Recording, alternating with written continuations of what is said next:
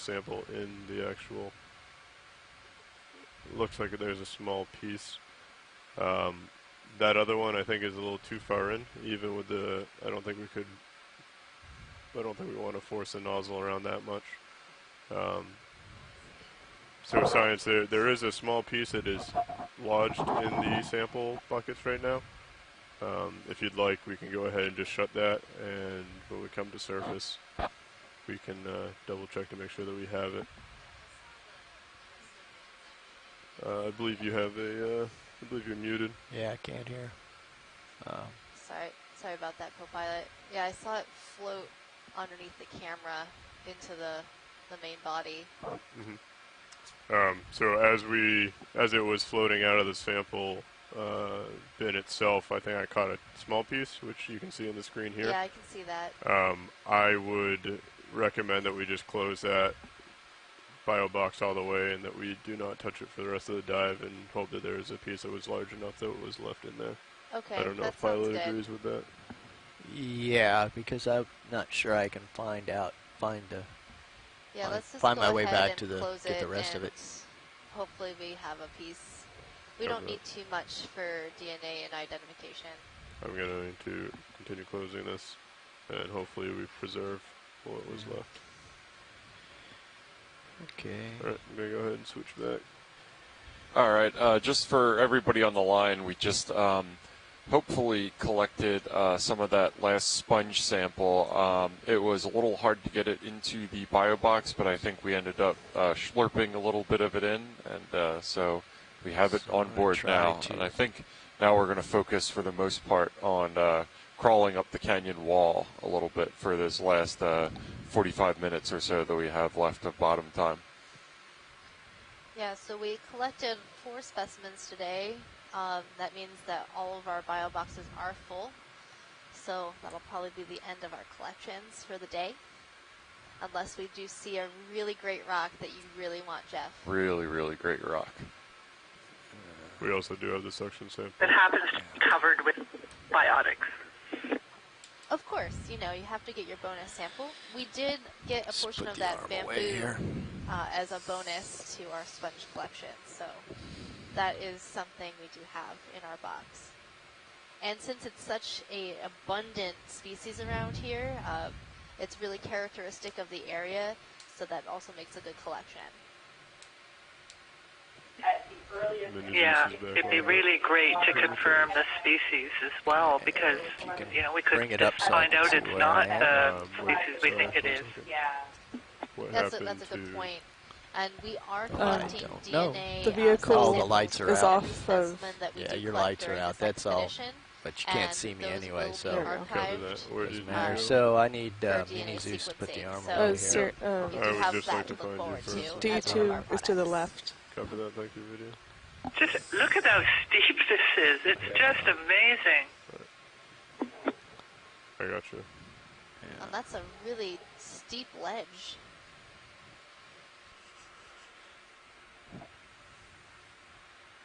Okay, that'll have to do for now. Already on Hydraulics shore, are I would off. suggest taking a look at the stereosphere. So that's in feed 2. Sailing off into the blue there. Really, thin, coming back. Ridge along the canyon wall. Okay, you're off to my port. Yeah. And I'm getting pulled significantly. Yeah, there were some amazing shots on that view not too long ago, just before we collected that specimen, and you could really get the sense of how vertical it is. Here.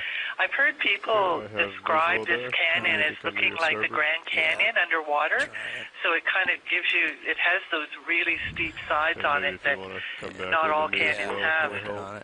Yeah. Absolutely. And we have a term called the angle of repose, and that's the angle that a slope can sustain before it collapses under just gravitational weight.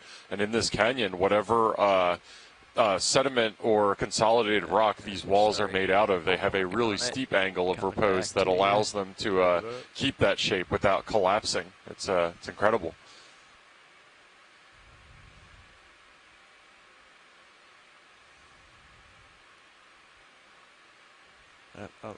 Where'd Where'd you go? You're dragging me again. Oh, sorry. All right, I'm trying to lateral to you and keep my nose into the current here. Okay, I'm gonna keep coming around. Try and join your heading. Right, working on it.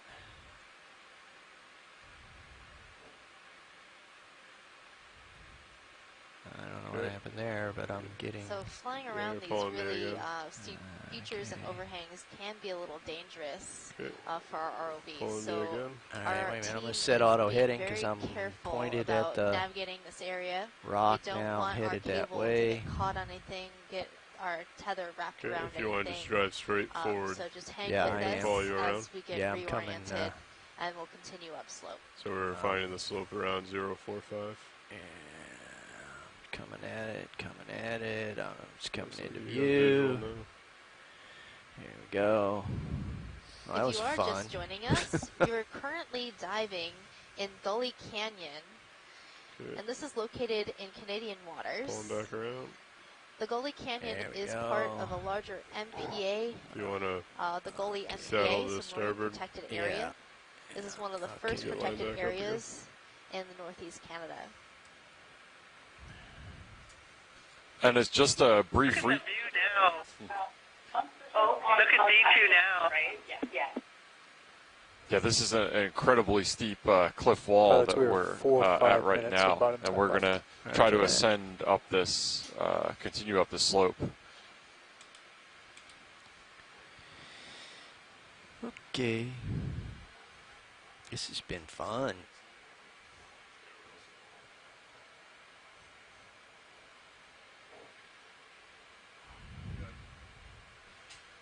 You guys are great. Watchley, we are 4 or 5 minutes of bottom time left. Okay, coming back over to 045.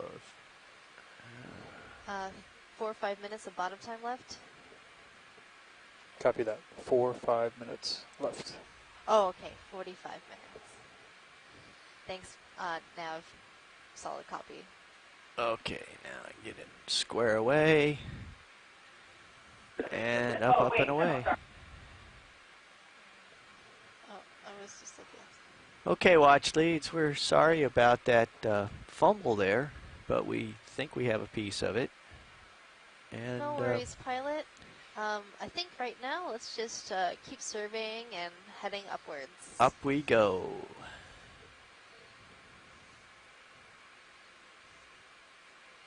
So it's an interesting contrast to look at this cliff wall as compared to the really sheer one that we saw to the left. This material is again failing away in slabs, so you can see that it doesn't have enough self-consolidation to form those kind of steep angles of repose that we saw just tens of meters to the left of where we currently are. So just kind of a indication of the regional variation in lithology or the composition of rock and sediment that we can see in a really small area. There might be another of those sponges right up there.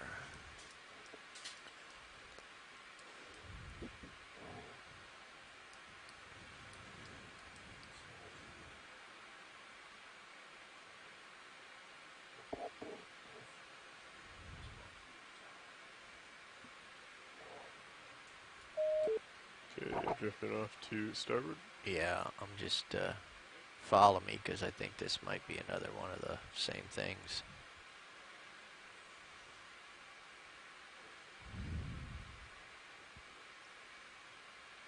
Video, can we get a zoom, please?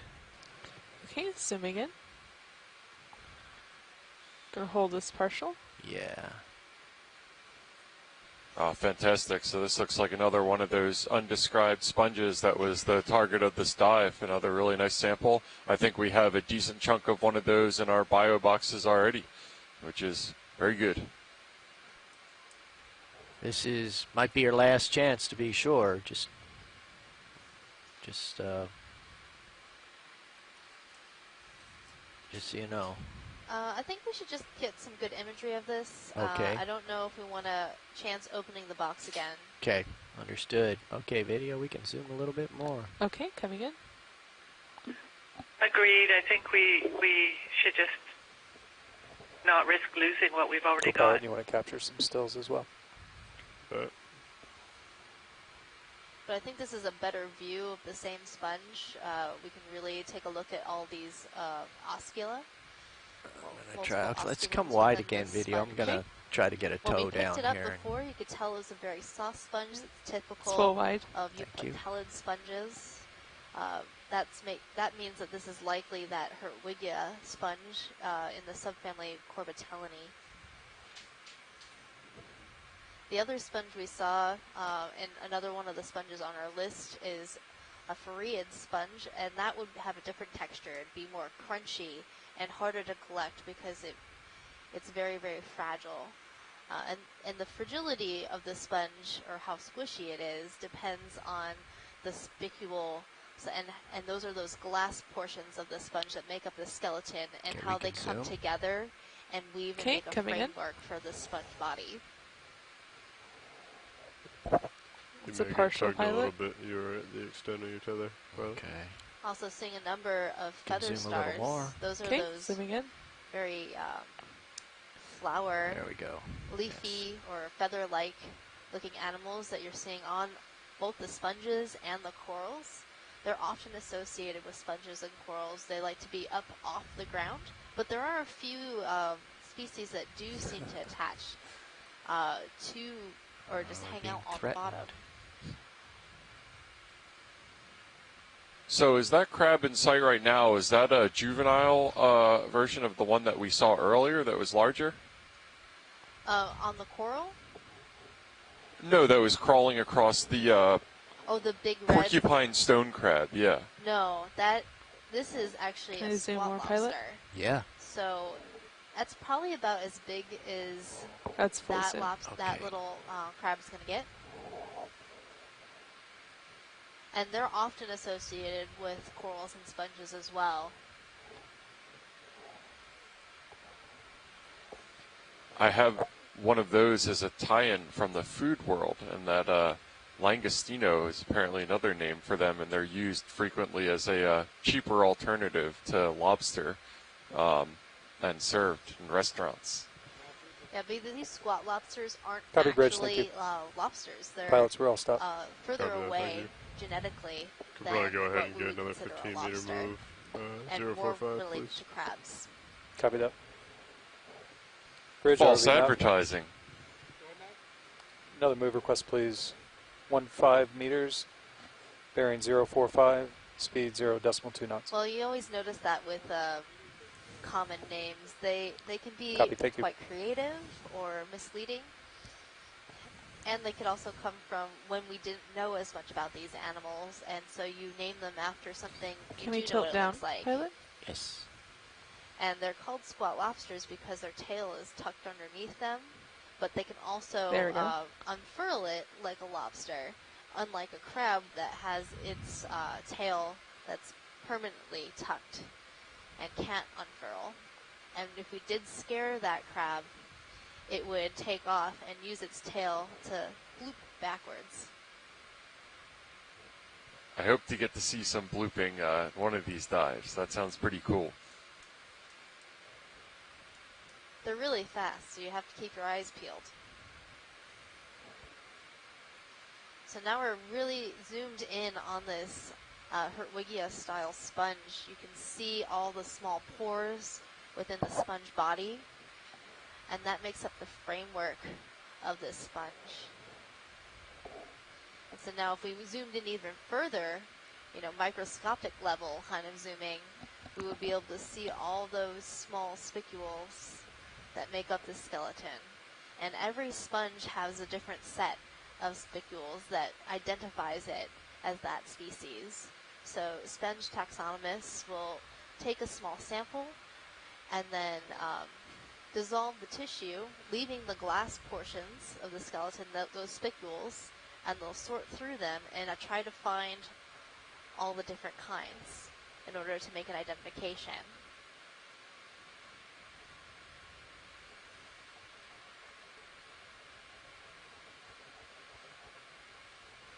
This is just beautiful. My wealth of sponge knowledge is increasing exponentially. now there's a bunch of brittle stars that are also associated with this sponge.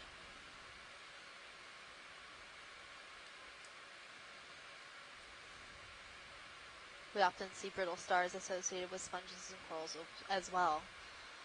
A lot of echinoderms like to be in these communities. That's why we're seeing a lot of brittle stars. We're seeing a lot of crinoids, sea stars. There are a number of predatory sea stars.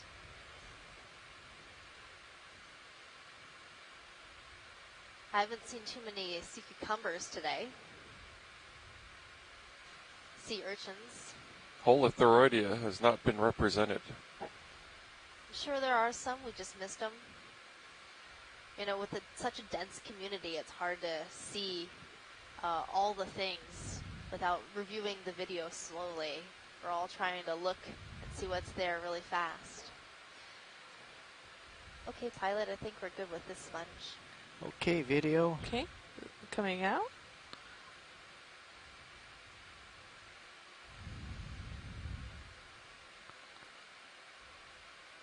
But just imagine That's if there full wide weren't pilot. these corals and sponges here, none of the other animals would be here that are on those corals and sponges. You might see, you know, the brittle stars that are on the ground. You might see some cucumbers or urchins floating around across the substrate, but those crinoids, zoanthids. Okay, you don't have a whole lot of time Anything there, that pilot. likes to be on top of other things. Ship's currently moving. I'm It would headed be a up less that diverse away community for sure. when I can. Cover that.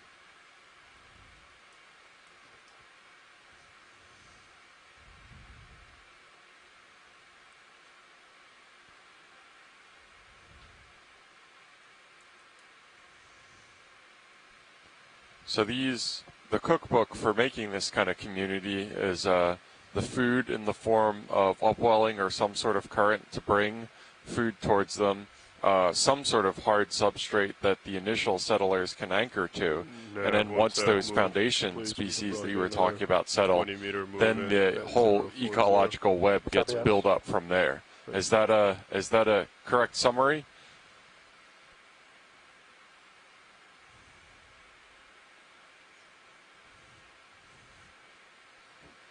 Yeah, that's about it. Look at this geologist taking over the biologist's job. See how it is. What's that? Here's black? a rock that got Yeah, if we tumbled could, over. if we could zoom in on that, that looks pretty neat. Video. Okay, coming in. Holding there, pilot. Okay. Yeah, and then the red thing on top came later.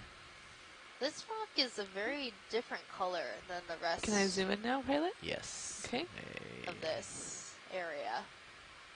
I mean, it kind of looks basalt-like, but there's a carnivorous sponge. Yeah, my geology 101 tells me that You see those corals? darker rocks are generally more iron-rich and are in the mafic category.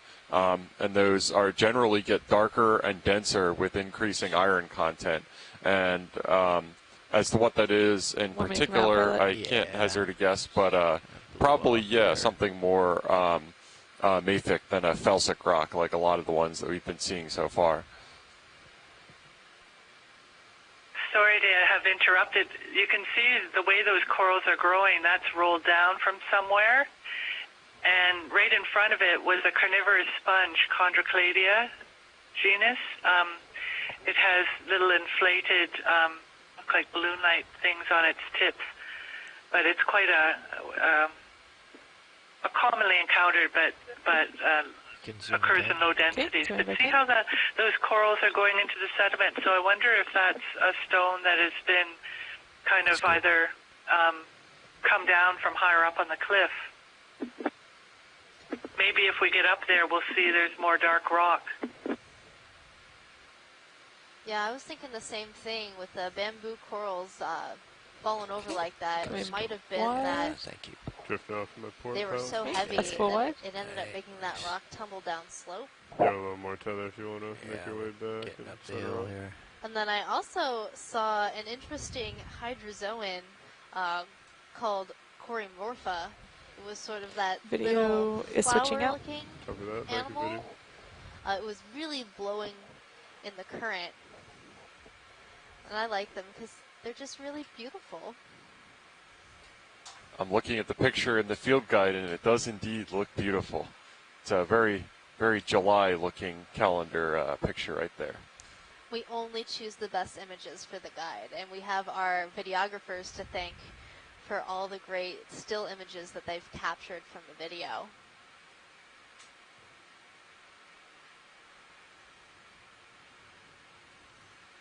Also, one thing we haven't done yet today is introductions to the front row. So if you're watching, you'll see our pilot, co-pilot, navigator, and video over in the corner. Can you guys introduce yourselves? Starting from the left, Chris.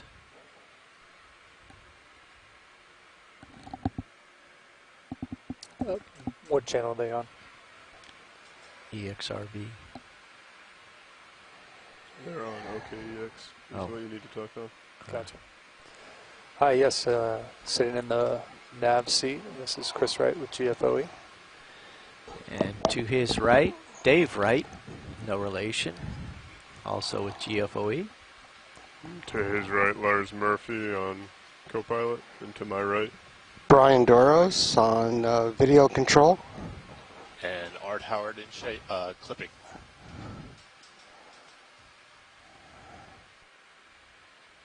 So these guys, they help us do all the things we do.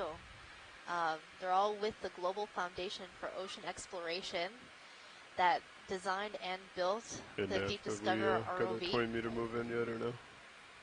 I haven't got confirmation of all stuff yet. Copy that. All right, I'm stretched out here. That's correct. Sorry. That's a really weird sponge right in the middle of the screen. Copy that, Bridge. We Put can another zoom move request video. in, please.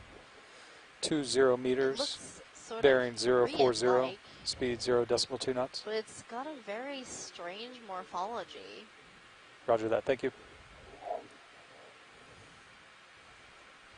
Yeah, it looks a lot not as bushier as the others that we saw that were similar. Yeah, this is, I think, a completely different family from the bushy one that we were Tighter trying there? to collect. A little bit more, yeah. Yeah, hold that for a minute. Let me get, there we go. That's good. So as we zoom in, you'll see that it doesn't have the same structure within the skeleton that we saw in the other one. It looks like a very fine, smooth texture along the outside instead of in the other, that Corbitellini Hertwigia sponge, you saw a lot of striations within the skeleton. It looked like it was Going darker more? Can you hold it? locations, and 30 there minutes, were about a larger more. pores within the Thank sponge. you, And no. this is more consistent in color, a little more translucent, looks thinner, and more consistently the same throughout I'll the come sponge out. skeleton. Yeah, That well, this is Yeah. just kind of indicates bouncing to me around that a little bit it's here. I'll come out. a different family. Tether here. Fascinating. And So is that this is only one osculum on that interesting sample. sponge, You or might be able are to there get the multiple? Suction sampler I mean, up sometimes there's underneath one of those multiple little fingers. osculum, Oh, but yeah? it looks Break it like and, there might suck only at the be same time. one. Just to like the right top, at the right? top, Yeah. which is very strange.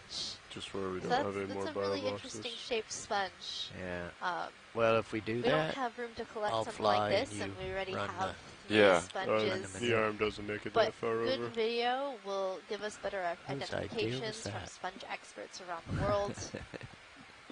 okay. Our sponge experts online are saying that it looks like an Ascanema species. I might be able to put a foot in there. I don't know. Yeah, I think that would be your best bet. Ascanema. Let's come full wide video for a Copy second. that, yeah. I haven't even heard of that species. Let me just see. Oh, I can't even make it. Yeah, there yet. it's Oleata, I think it's. We're underway right now. It's one of the common species. We have it known from the Canadian shelves. So. Okay.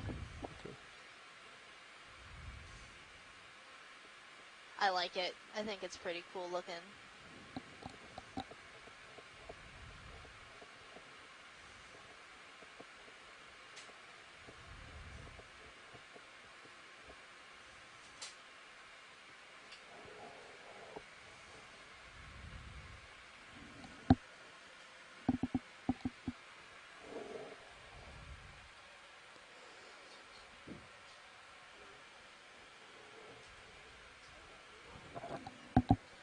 Yeah, so I think at this point we probably have about 25 minutes, if I had to guess, of the dive left, and our original plan was to ascend to approximately 860 meters, but we've had the really good problem of just seeing so much interesting stuff that we spent a lot of time dwelling on this fascinating geology and biology. So it's been great.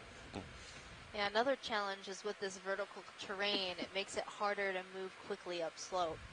So we are making some headway, but we haven't gone nearly as far as we had hoped to in this dive. And to the left of that sponge, this looks like bores or burrowings, biologically sourced. I believe somebody on the line said that this was probably invertebrate caused. Associated we could go ahead previously. Another one, 20 meters, 350, please. 350? Yes. Yeah. It looks like we might find out if there's anything home. Bridge RV nav.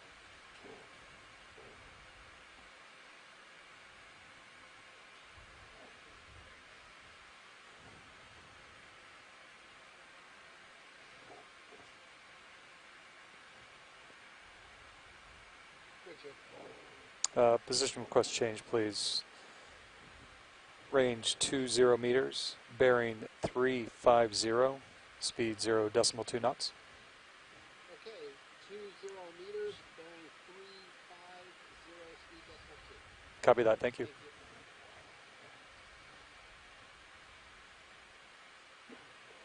We're noticing the current seems a lot less up here. It does, you're right. Oh yeah, the current, it's no problem here. Yeah, our ROV pilots comment that the current is a lot less here, and that's making navigation and maneuvering the ROV a bit easier than earlier when we were really struggling to stay on station. Yeah, it'd be really great if we could get up, say, even to 900 meters, just to see if we're seeing another kind of species of coral coming in at some point, because it's so different from the other side. It's hard to really put this into perspective. You should have a little more tether to play with here shortly. I'm headed up the hill here. Let's see if we can make some tracks and get up.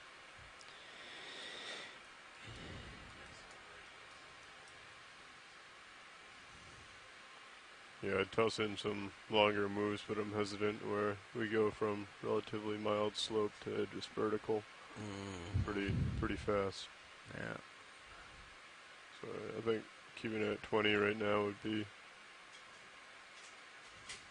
preferable.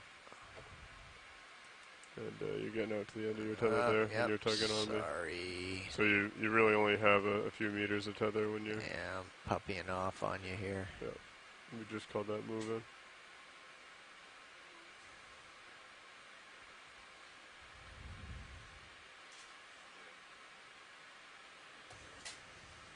Maybe if you want to center up, it'd give you a better idea how much you have to spare.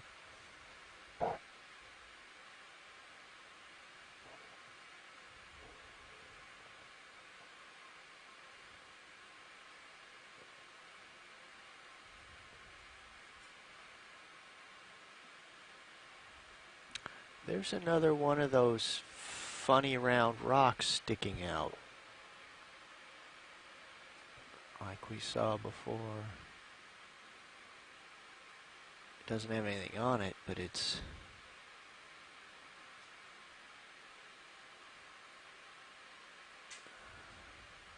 Oh, looks different from here.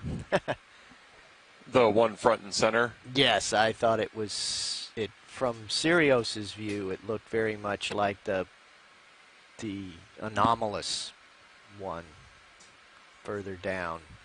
Yeah, poking out of the. This right here, front and center, you can see pretty easily that it's sourced just from the wall directly upslope of it, and that in the submarine landslide community, we would call that a slump, which is more or less where sediment is displaced, sediment or rock is displaced from a wall, but it doesn't transport any significant distance. There's a whole continuum of mass failures from a slump, like we can see right here, down to the most extreme traveling version, a turbidity current, which is where a downslope movement of sediment becomes entrained in the water column and becomes self-sustaining and can travel hundreds or even thousands of kilometers from its original source. Those are really powerful agents of geological change in the submarine environment, and they've actually carved out the extreme downslope regions of a lot of these submarine canyons that we're looking at right now. Maybe 025 now. Copy that. Bearing 025, still 20 meters. Bridge ROV nav. Another position request change, please. Range 20 meters, bearing 025, speed 0.2 knots. Getting close to the end of your tether there, pilot. Understand, 20 meters, bearing 025, speed decimal 2. Trying to stay a little lower. Looks like we're back in another one of these bamboo coral forests, really dense. And we've got a couple more of those sponge that we've seen various times. Those are looking a lot bushier than that odd specimen that we were looking at a couple minutes ago. Well, these all look like the Keratoisis species, the one we collected with the sponge. And there's a number of associated organisms with these corals. Venus flytrap anemones, brittle stars, snake stars, hydrozoans. What are we looking at the bottom right here, Megan?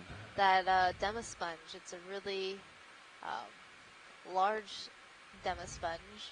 Okay, that's about your limit to starboard. So is this related to, but not the same as the Geodia that we were looking at earlier? It's definitely related to, I'm not sure if it is Geodia. Has a different morphology.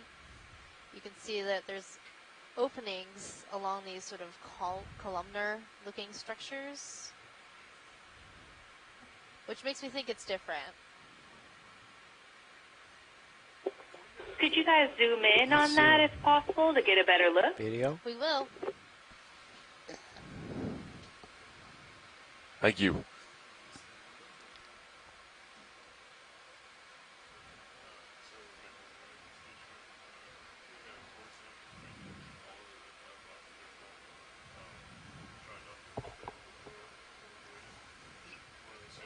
Oh, this one has some sieve plates within that osculum opening. A little tighter, Dave. I can see, I can see what you're talking about. So what is the purpose of those plates right there? That lets water into the sponge. Usually the osculums have just been openings, right? So what's the advantage of having that kind of sieve-like thing? That can keep large items from going inside the sponge and clogging everything up. Okay. Yeah, so the same way as an oil filter or something like that. Mm-hmm. Okay. But other sponges could have really large. Our online sponge expert, Paco Cardenas in Sweden, has said that this is a species of Strychnis. Video's clear anytime you're ready, Dave. Yeah, you can come out slow.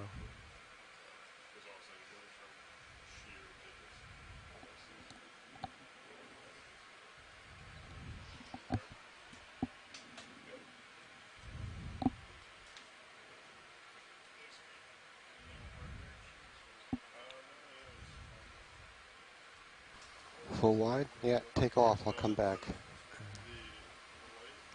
Nice.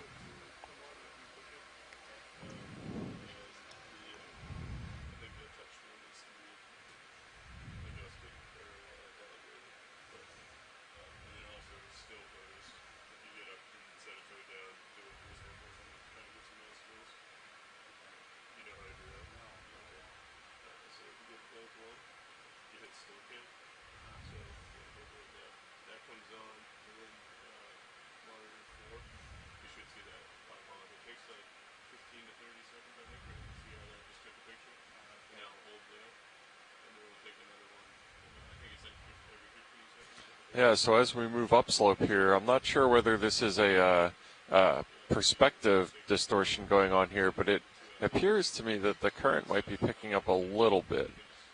There's still a significant current, but yeah.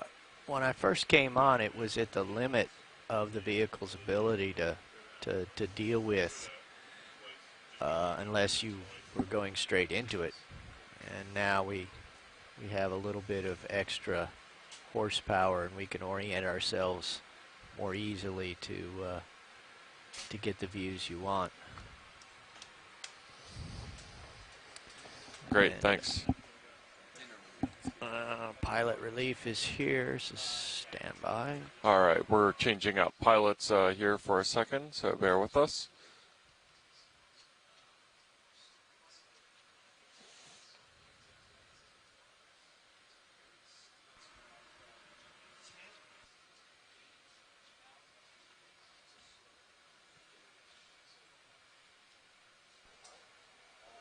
Copy that, Bridge. Thank you.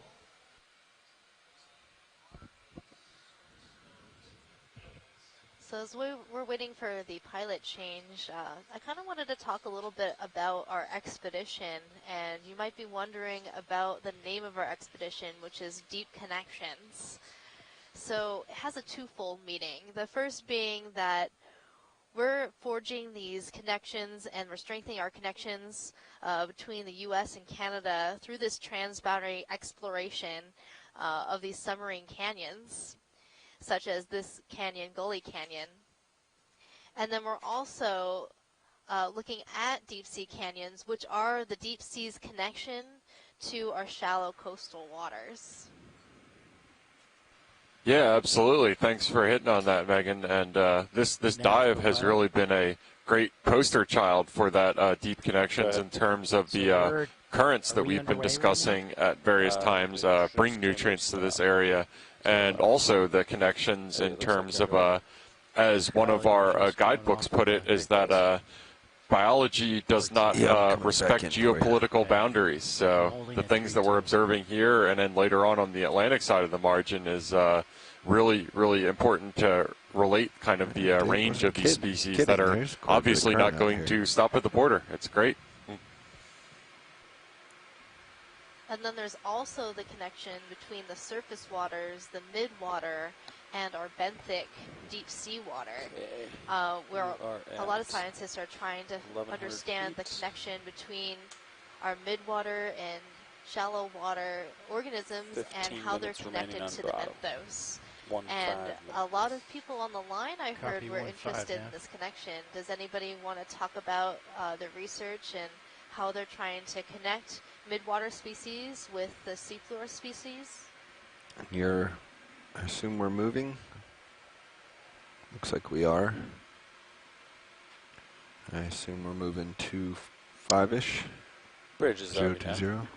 This is Steve. So I guess I can jump in a little bit here. In a lot of the work that we've done, we've tried to incorporate the whole water column, even if our main research focus was the bottom. So in looking at the midwater community, we think of those animals as a conduit for energy that moves, since they migrate from surface to midwater and sometimes even all the way to the bottom. They're transferring nutrients and they're transferring energy in the water column. So that's a real important pathway that hasn't been looked at a whole lot. So there's a lot of connectivity in the water column. Bearing 025 degrees, speed decimal 2. What hasn't been clear before is where the midwater community fit in, especially in relationship to the bottom. Understood, thanks. 2136. Great, thanks, Steve. Can you scroll high pack when you get a chance? Yeah, I got you. Let's see what's in front of us. I see, so we do think it's going to be okay. This is Steve again. Since there's a little bit of silence, one thing I would say, and having looked at a number of these canyons and looked at a lot of the past video from the Gully, one big difference that I've seen is a lack, compared to other places, of anthropogenic input. In this dive, we haven't seen any trash on the bottom, and in some past dives. I haven't seen that, and that's been a common feature in some of the canyons to the south where you see plastic bags. And a variety of different kinds of trash thrown from ships or transported from the shore. So that's quite a difference here at the gully, where we see a lack of that kind of impact so far, which is good. Yeah, that's a great note to make as well, and I know that the Okeanos video feeds that I've tuned into in the past, it's usually you don't go too long before you see some sort of evidence of our passage. So it is, now that you pointed out, kind of jarring for its lack.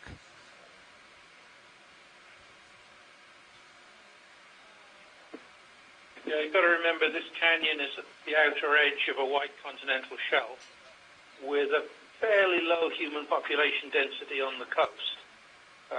So compared to Pacific Coast canyons that come right into the shore and then have big cities built at the canyon heads, there's going to be a lot less input. You could expect lost fishing gear for you, co-pilot. Around the edge of this canyon, and so I think that over the decades something would have found its way to the bottom. But it hasn't, I guess. Yeah. I think the population difference is definitely a key point. Some of the dives I've seen in, for example, Norfolk and Baltimore canyons in the U.S. mid-Atlantic have been pretty overrun. But as popular fishing grounds for a long time, that's to be expected, I would imagine. Our tether is just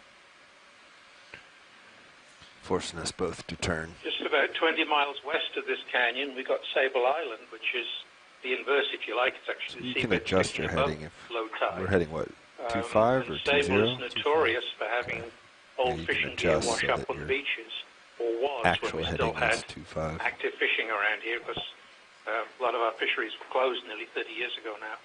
Around there right now. But there was a lot of Yep. nets lost off boats and fishing floats and all sorts of stuff. But so we're going to be coming to this. We've got this ridge running on our currents carry it around the it's not island necessarily and the move way inshore, forward. so stuff ends up on the beach. But whether it's a water movement thing that is tending to keep floating material away from the gully and move it onto the island, who knows? Open question. Yeah, and we've been transiting up some really interesting bathymetry here along this cliff wall. We're seeing a number of seams both along strata and also across strata. So basically in the direction that I assume that the sediment has been deposited. It's assuming that the sediment has been horizontal since it was deposited. That might not always be the case, considering that there are times when this area is probably glaciated during sea level low stands. But it is interesting that we're seeing both fractures across the face of these rocks as well as along them. Yeah, keep a good eye on the ridge.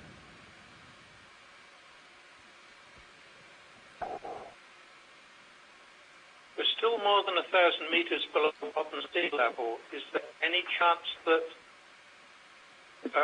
glacial era sea levels ever was as low as this? Definitely not, now that you mention it. No, from my understanding, the glacial, interglacial variance in sea level is about 120 meters, give or take.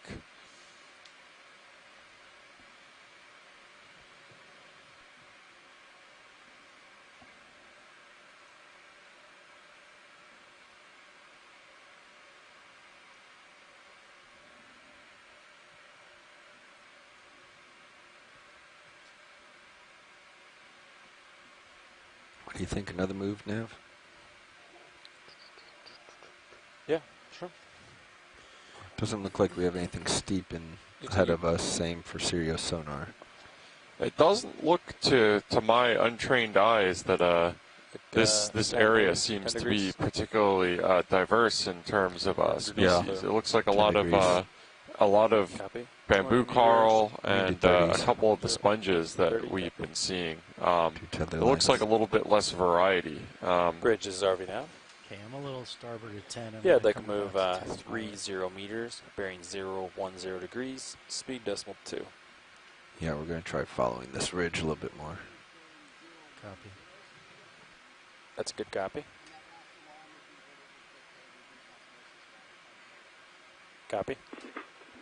Yeah, I think you're right there. We're not seeing the diversity. I think it's probably related somewhat to the depth and probably the currents. We probably aren't going to get too much shallower, but I think if we got up, towards 700-800 meters, we would start to see some of the shallower living species extending down. Now, here, having just said that, here's a coral. It knew you were saying that.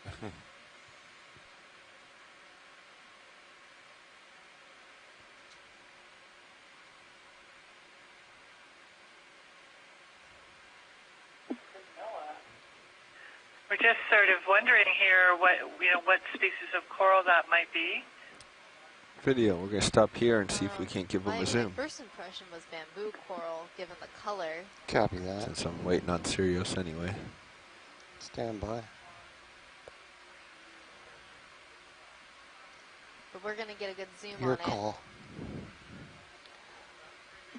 Yeah, we're thinking more along the lines of a Paramaricia. Yeah, see, we'll see who's right when we zoom in. I have a good feeling that you're probably right. The way it's branching is more sword-like. Yeah, let's go for it. Copy that. It's quite big. Can you estimate how large that might be from the lasers? They'll blow away quickly. 2, 4, 6, 8. It's probably about a meter wide. And I do believe it's a bamboo coral. I'm seeing the segmentation in the skeleton. I'm trying to ease off. This should clear That's up incredible quickly, that this is the same general type as the really kind of sparse and leggy, as I think you put it, ones that we were seeing below. Do you have any sort of inclination for why this one is just so much more magnificent than the other ones we were looking at? No offense to the other ones that we saw, of course. You can work it videos as you want. Good copy.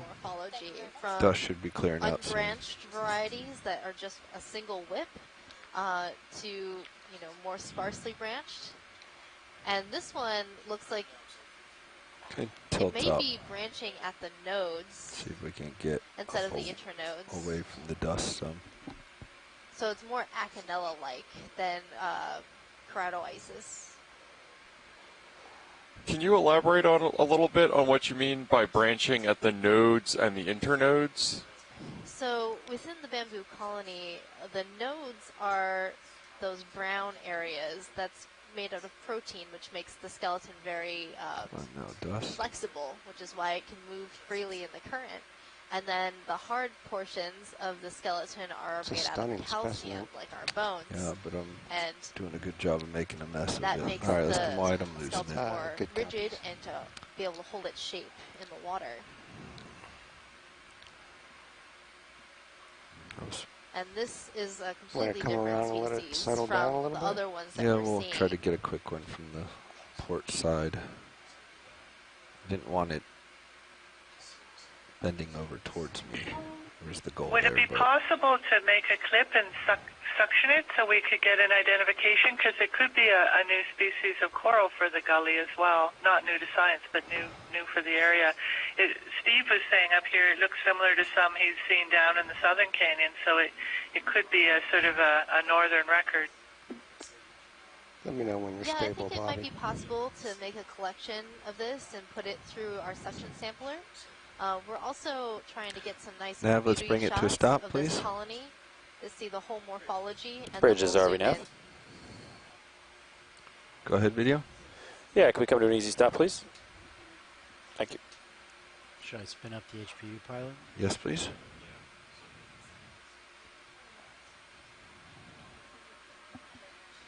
Go ahead, watch scene.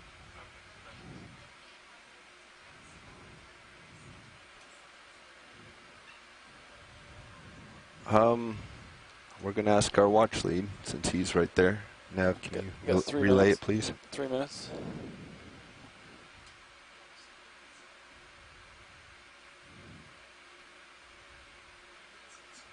I'm swinging about to FD2 in the marine pilot. Yep, just watch your altitude as we're... Will do. Bobby, if you can do it in 3 minutes, I think we could do it, but we're kind of coming up on 2 minutes. Yeah, I don't think we have time. This guy. Are we ramped up? Yes. Okay. Actually, yeah, you could.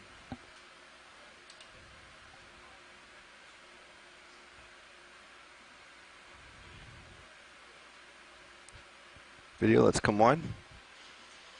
Copy that. How are you feeling about your position, co-pilot? Oh, I think you're I'm still safe. drifting some, so just watch your altitude.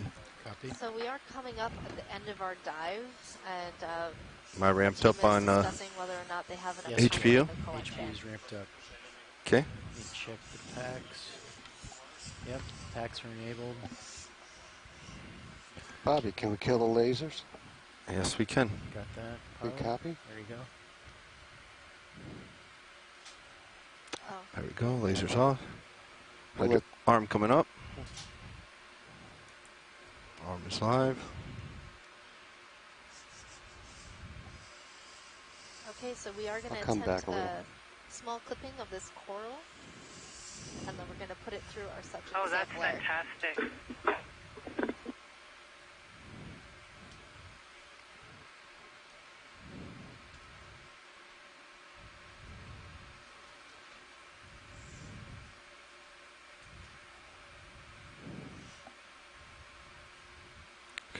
If you're comfortable, can you just tilt? Well, actually, just you can switch it too, but tilt Mini Zeus up for me. Copy. Mini Zeus. Oh, start.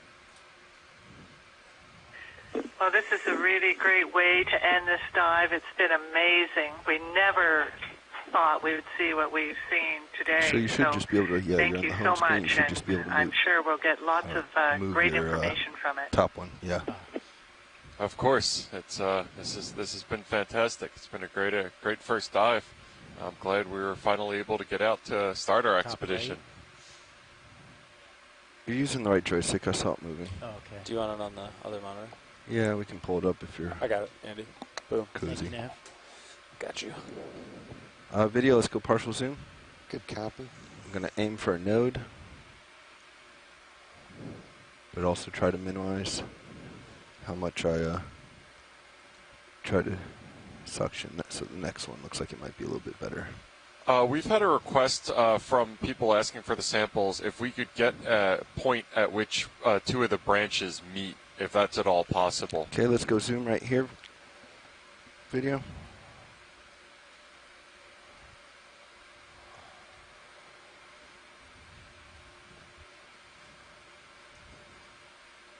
So that looks like it should. Your top left joystick, Andy, should move the Mini Zeus. Okay, you want it tilted up? Yes. Copy. Coming up.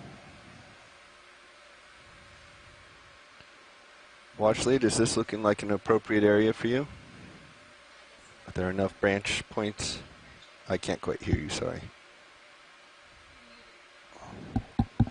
Sorry. That's plenty of branching. Okay, we're going to clip here then.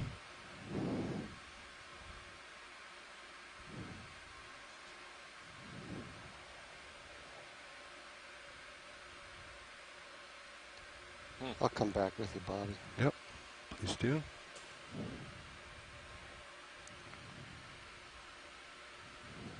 Group block. Okay.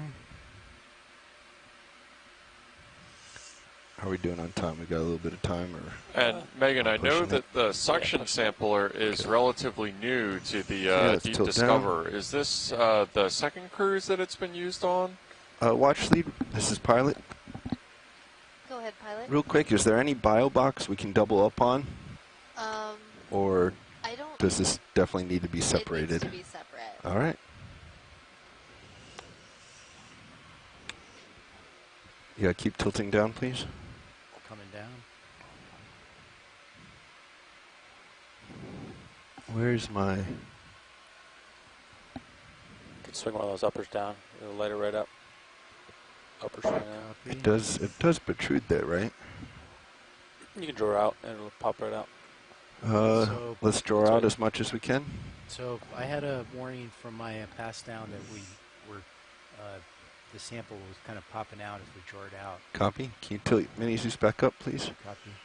Oh, I was thinking keep the lids closed, Andy. And No, then draw out to I think there's something pitched that they're pinched in there that they're trying to... I see what you're saying. Sorry.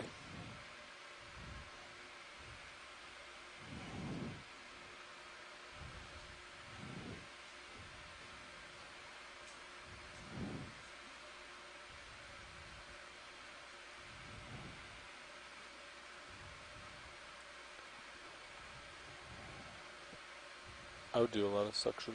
So I don't. Right now we're not sucking. Do you want me to? Yeah, let's get into one of the big ones. One should be fine, and turn it up to full. Okay. That's 760 RPM. Let's go all the way. Send it. Yeah, I would agree. That's 1500 RPM. It looks like you're... 2500 RPM. Okay. Yeah, it's pretty robust, so you can be a little strong with it. Okay.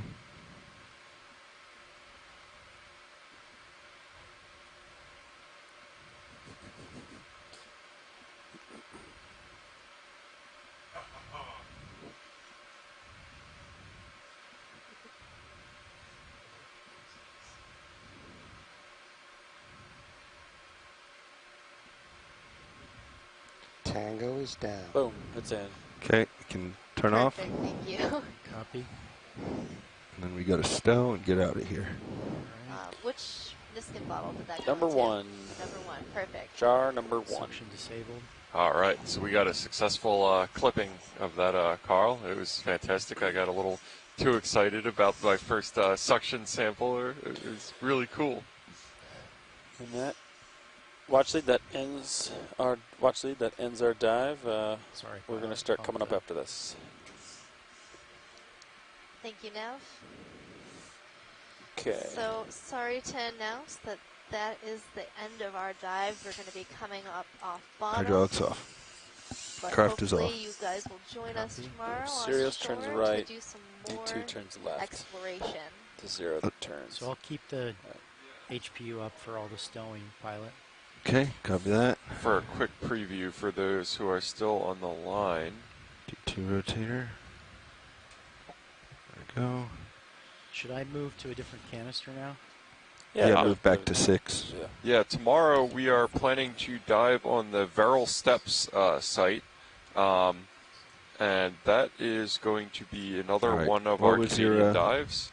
Diagnosis so hopefully everyone will be able to join us for that. I think once we start coming off bottom, we're going to have a quick about 10-minute break, and then we're going to, as we're ascending, have the pre-dive planning call. So about 10 minutes from now, give or take. All right. When you're comfortable, you can start coming right now. Okay, copy, coming right. So that was our dive at Gully Canyon, located just off the coast of Sable Island in Nova Scotia. And come up on the winch as well. It's one of the marine protected areas within Canadian's Atlantic coast. Maintain your auto head for now. Copy. Auto head's enabled. We're going to keep it in until we're stretched out and in formation. So we're going to have to get your out of this final area. At the bottom here, we have a dense deep sea coral and sponge community full of a numerous array of organisms, very diverse area Octopus. here within the Gully and PA. Did we lose Sirius? Yeah, Sirius is coming around. We're getting into position. Good octopus as we're leaving bottom, waving by. Wave by, little octopus. An early start on Octopus Friday. Can't ask for more than that. All right, you're there. So we hope to see you all tomorrow. Yeah, let's hold on your winch. For our next dive. Okay, holding winch. We'll be diving earlier in the day.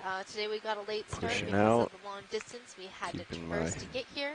wall and views so they don't starting our accidentally dive run around, into it.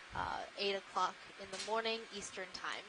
And thank you so much to anybody who is tuning in on the line or in the chat room. It's much appreciated, especially the local expertise with helping us interpret what we were seeing in this Gully Canyon MPA area. Really helped a lot. Yep. So this is Megan Putz signing off as your biology lead. This is Jeff Obelts, geology lead, signing off. All right, Andy, you can take out auto head.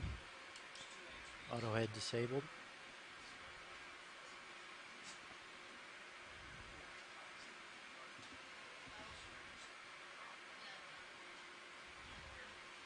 Tail looks good. Let's start coming up. Copy. All in. Hey, Megan or Jeff, would it be possible to get the EK60 screen back on video feed 3, please?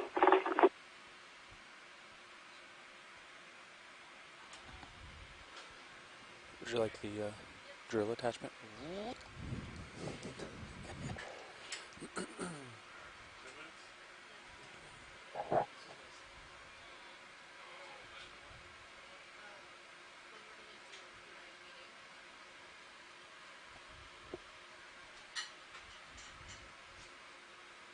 At 100, yeah.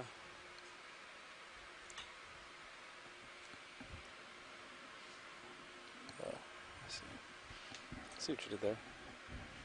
Ooh. Oh, your joy lock is. Yeah, that so works. It's the joy lock with depth. That's a little weird, yeah. Joy lock takes out your auto depth. Copy. Disables it? Yeah, I think it was intended that way. Ooh, I always love those, especially when they're that Is that fun for? bright red. Yeah. Oh, the red one, yeah. When they get that kind of fluorescent color to them. At The 30 serious meters